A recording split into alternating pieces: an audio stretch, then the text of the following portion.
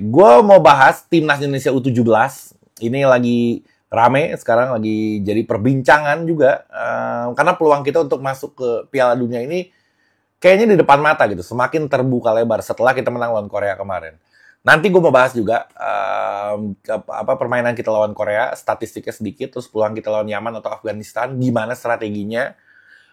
Ada beberapa hal yang akan gue sampaikan ke kalian. Tapi sebelumnya, gue minta kalian untuk di-like dulu video gue, di-subscribe pastinya yang belum subscribe. Terus sama lo sholat dulu lah.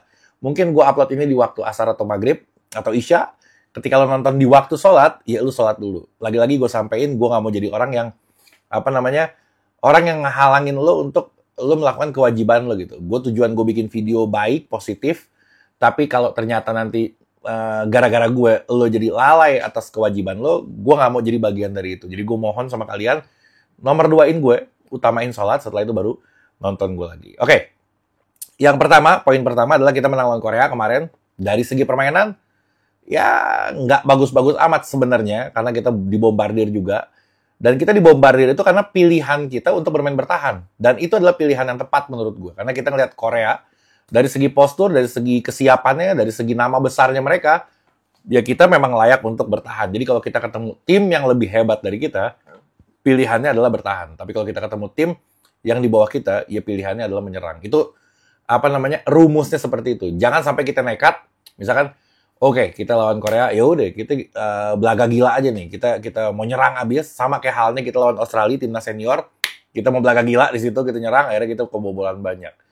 Nah, lawan Korea, kalau kita berusaha main yang kayak gitu, kita berusaha main nyerang, nah itu kita bisa kebobolan banyak juga. Akhirnya Coach Nova dengan kecerdasannya dia berusaha memilih untuk bermain bertahan dan serangan balik. Beberapa kali peluang dari timnas Indonesia dari serangan baliknya, walaupun banyak yang gagalnya, ada satu peluang emas yang luar biasa yang harusnya dia bisa shoot atau dia bisa congkel, tapi mungkin dia mau berusaha ngegocek kiper, akhirnya ketangkap gitu. Itu di awal-awal babak pertama. Jadi dari 5 peluang timnas Indonesia itu ada 3 on target. Ada 2 atau 3 yang on target gitu. Lumayan. Dan salah satunya menjadi gol. Sebenarnya gol itu kan dari penalti yang akhirnya disambut itu kan. Itu juga strategi yang menurut gue jitu juga, bertahan dan serangan balik ketika melawan Korea. Lawan Yaman kayak gimana, lawan Afghanistan kayak gimana, ya tentu pasti formasinya dan strateginya berbeda.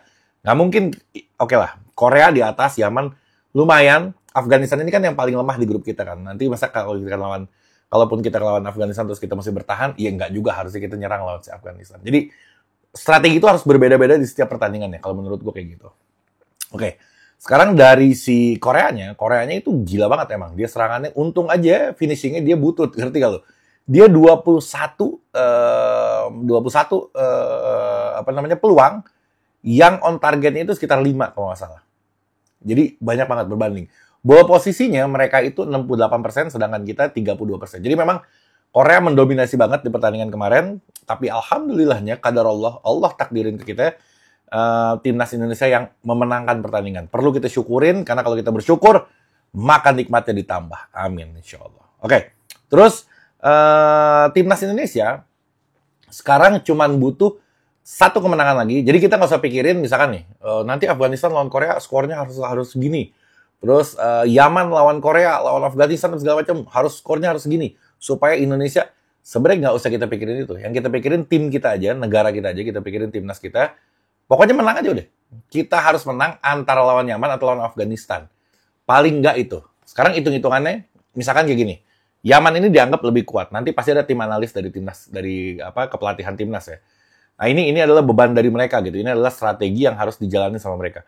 Misalkan opsinya, kita all out lawan Yaman, kita berharap dapat 3 poin lawan Yaman, dan kita ketika lawan Afghanistan nanti kita udah tenang-tenang aja gitu. Karena kita udah memastikan diri lolos ke fase berikutnya, ke 8 besar, sama ke Piala Dunia.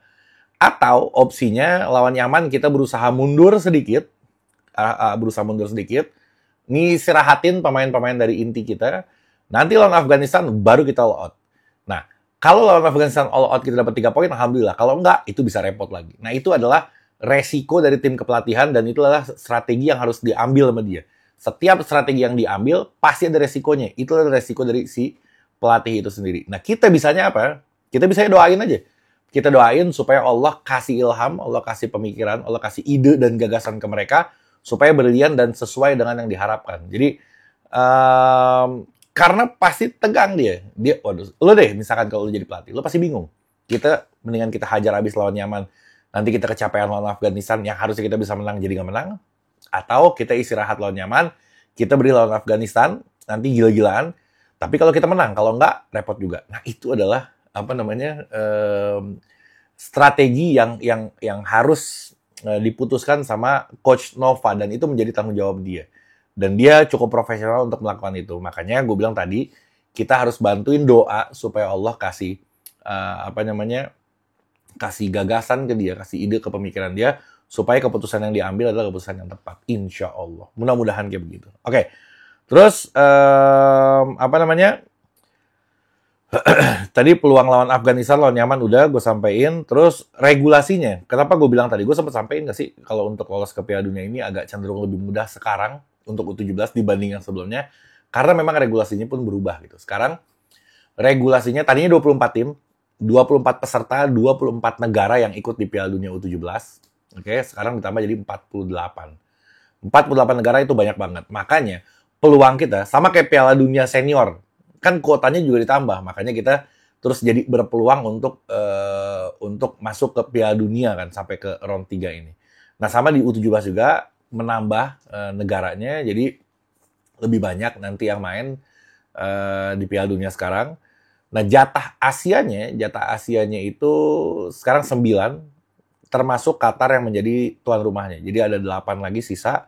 Nah, mudah-mudahan Indonesia menjadi salah satunya. Jadi udah berubah lagi, udah bukan seperti dulu lagi. Jadi kalau gue ngelihat runtunan ini dari mulai menang lawan Korea, terus Yaman yang menang lawan Afghanistan, terus kita nanti lawan Yaman, terus lawan Afghanistan, Korea kan nanti lawan Afghanistan juga kan ya. Kalau misalkan diberi juga, terus misalkan kita yang berikutnya pasti mental mereka kan jatuh nih si Afghanistan. Nah itu peluang emas kita untuk dapat poin di sana gitu. Mudah-mudahan lawan Yaman juga bisa, karena nggak jauh-jauh amat. Kita juga oke lah, kita sama lah sama mereka.